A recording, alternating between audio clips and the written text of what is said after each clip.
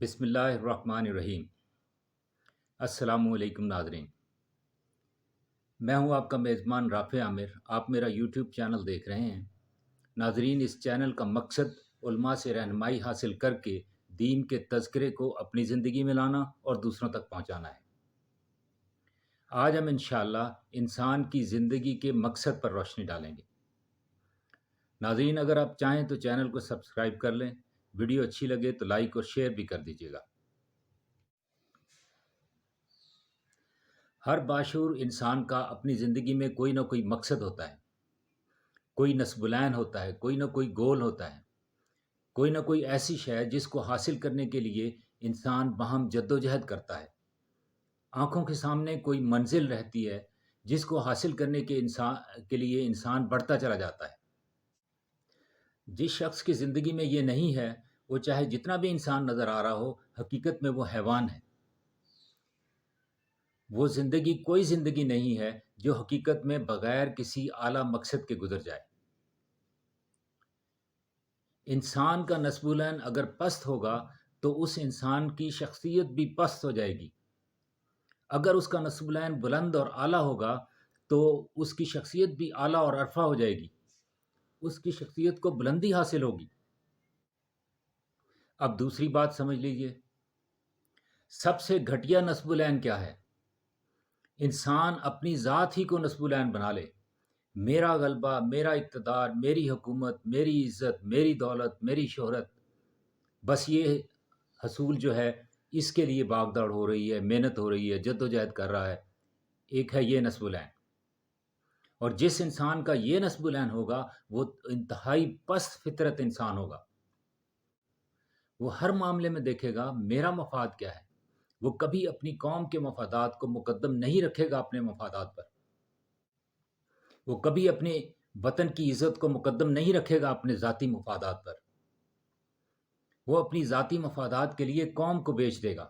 وہ اپنے اقتدار کے لیے ملک کے ٹکڑے ٹکڑے کر دے گا، کیونکہ اس کا نصب العین ذاتی اقتدار ہے۔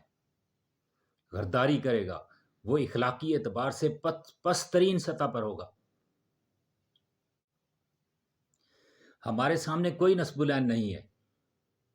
ہم یا تو غیر شعوری طور پر حیوانی سطح پر زندگی گزار رہے ہیں، کھانا پینا، بال بچے پیدا کر لینا، پال لینا، گھروندہ بنا لینا، اللہ اللہ خیر صلی اللہ۔ اس سے آگے ہم میں سے کسی کے آگے کوئی مقصد زندگی ہے ہی نہیں۔ ہمارے ساتھ اس وقت اکثر و بیشتر لوگ اسی نہج پہ ہیں۔ سورت آل عمران اور سورت حدید میں ہے کہ دھوکے کا سامان ہے زندگی۔ قرآن میں 2 جگہ فرمایا گیا ہے کہ دنیا کی زندگی کھیل اور تماشے کے سوا کچھ نہیں ہے۔ دھوکے میں رکھا تم کو بہتات کی حرص نے، یہاں تک کہ تم نے قبریں جا دیکھی۔ کافر کی یہ پہچان کہ آفاق میں گم ہے، مومن کی یہ پہچان کہ گم اس میں ہے آفاق۔ دنیا میں رہو، طالب دنیا نہ بنو۔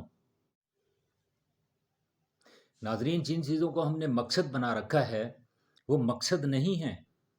نہ وکیل بننا مقصد ہے، نہ ڈاکٹر بننا مقصد ہے، نہ بزنس کرنا مقصد ہے، نہ جاب کرنا مقصد ہے، نہ فیکٹری لگانا مقصد ہے۔ یہ تو پروفیشنز ہیں، یہ تو ذرائع ہیں، ضروریات ہیں۔ اور یاد رکھیں، ضروریات کبھی مقصد نہیں ہوا کرتی۔ قرآن میں ہے، اللہ تعالیٰ فرما رہے ہیں کہ ہم نے سب کچھ تمہارے لیے مسخر کر دیا ہے، یعنی تمہاری خدمت میں لگا دیا ہے۔ یہ سورج، چاند، ستارے، جانور، پرندے سب انسان کی خدمت میں لگے ہوئے ہیں، جس سے تمہاری زندگی کو رہنے کا ایک ماحول ملا ہوا ہے۔ ہر شے کائنات کی آپ کی خادم ہے، آپ کی نوکری میں لگی ہوئی ہے، اور وہ سب اپنا اپنا کام کر رہی ہیں۔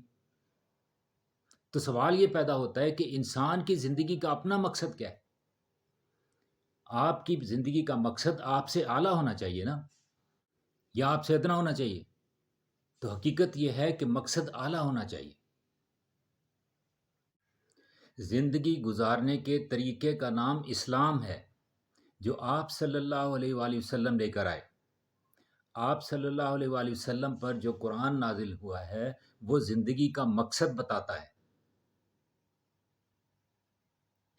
مطلوب آخرت ہونی چاہیے. اللہ سے محبت تمام محبتوں سے بالا تر ہو جانی چاہیے. قرآن مجید میں ارشاد ہوتا ہے کہ واقعتاً اہل ایمان وہ لوگ ہیں جو شدید ترین محبت کرتے ہیں اپنے رب کے ساتھ. اللہ فرما رہے ہیں کہ ہم نے تمہیں بیکار پیدا نہیں کیا. پھر فرمایا کہ ہم نے جنوں اور انسانوں کو صرف اپنی عبادت کے لیے پیدا کیا ہے. پھر فرمایا کہ زندگی اور موت کا سلسلہ اس لیے چلایا ہے کہ ہم دیکھیں تم میں سے کون اچھے عمل کر کے آتا ہے. اس کائنات کو امتحان کے لیے بنایا گیا ہے. دنیا آخرت کی کھیتی ہے. یہاں ایک ایک لمحہ ہمارے لیے بہت قیمتی ہے. تو یہ انسان کی زندگی کا مقصد اللہ کی رضا اور آخرت کی تیاری ہے. ہونا یہ چاہیے کہ زندگی کو دین کی خدمت میں گزار دے، یعنی زندگی کو مقصد کے سپرد کر دے. انسان اللہ کا نائب ہے، اس کا خلیفہ ہے. دنیا میں رہے، طالب دنیا نہ بنے. دنیا کی زندگی کھیل اور تماشے کے سوا کچھ نہیں. دنیا تو دھوکے کا سامان ہے.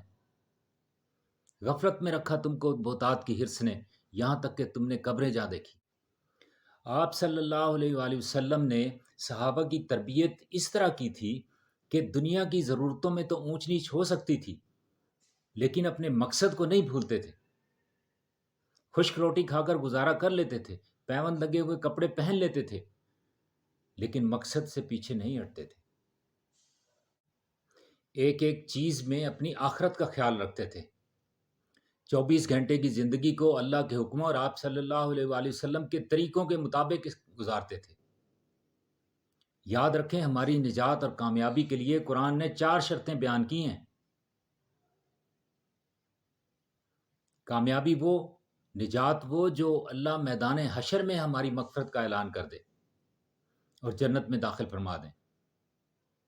اس نجات کے لیے پہلی شرط یہ ہے کہ ایمان کا لانا. دوسری شرط ہے عمل صالح کا کرنا. تیسری شرط ہے وتواصوا بالحق، اور چوتھی شرط ہے وتواصوا بالصبر. یہ 4 چیزیں کامیابی کے لیے لازم ہیں. مسلمان کی مطلوب آخرت ہونی چاہیے. اللہ سے محبت تمام محبتوں سے بالا تر ہو جائے. اللہ جل شانہ فرماتے ہیں کہ جو واقعتاً اہل ایمان ہیں وہ شدید ترین محبت کرتے ہیں اپنے رب کے ساتھ. کوئی محبت بھی اللہ کی محبت کے برابر نہ ہو جائے، کیونکہ برابر ہونا شرک ہے.